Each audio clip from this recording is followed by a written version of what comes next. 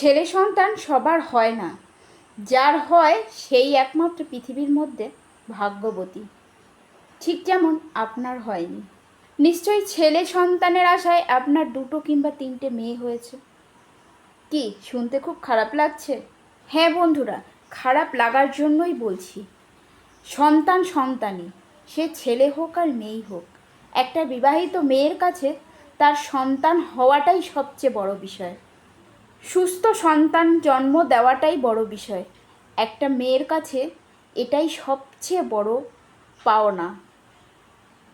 মেয়েরা যেরকম ঘরের লক্ষ্মী, ছেলেরাও ঠিক সেরকম ঘরের নারায়ণ।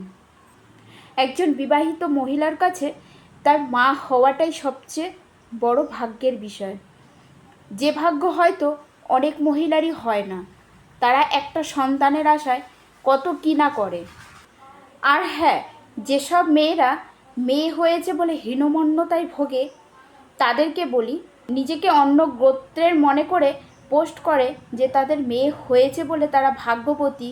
আসলে সেটা নয়, বিষয়টা এটাই যে তাদের ছেলে সন্তানের আশায় 2টো মেয়ে হয়ে গেছে। কিন্তু কথা হচ্ছে, সেই শিয়ালের আঙ্গুর ফল টকের মতন। শিয়াল যখন আঙ্গুর ফল খেতে পারেনি, তখন কিন্তু গাছের আঙ্গুর ফলটা টক হয়ে গেছিলো।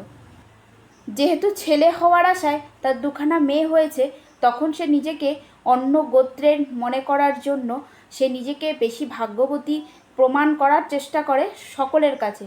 কিন্তু তার মনের ভেতরে যে কষ্টটা রয়ে গেছে, সেটা থেকেই যায়। শাক দিয়ে যেরকম মাছ ঢাকা যায় না, সেরকম নিজেকে অন্য গোত্রের মনে করার জন্য মেয়ে সন্তান হয়েছে বলে নিজেকে ভাগ্যবতী মনে করারও কোনো কারণ নেই। কারণ যেরকম ছেলে সন্তান হলে একজন নারায়ণ, সেরকম মেয়ে সন্তান হলো ঘরের লক্ষ্মী। সন্তান সন্তান, সন্তানের ওপরে বড় কিছু হয় না।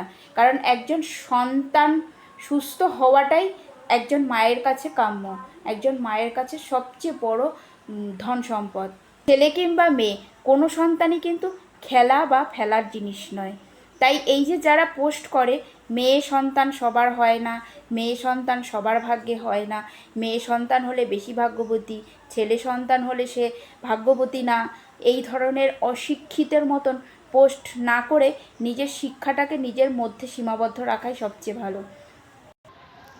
আর হ্যাঁ বন্ধুরা, পোস্টটা কিন্তু আমি সকলের জন্যই দিচ্ছি না। সবাই কিন্তু গায়ে মেখে নেবে না অযথা। কারণ এই ধরনের পোস্টগুলো না সত্যি নেওয়ার মতন না। কারণ এরা নিজেদেরকে অশিক্ষিত প্রমাণ করে এই পোস্টগুলো করার জন্য।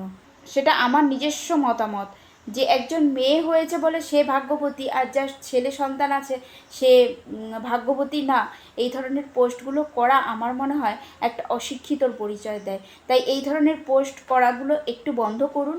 আর সন্তান সন্তানই, কোনো সন্তানই ফেলে দেওয়ার নয়।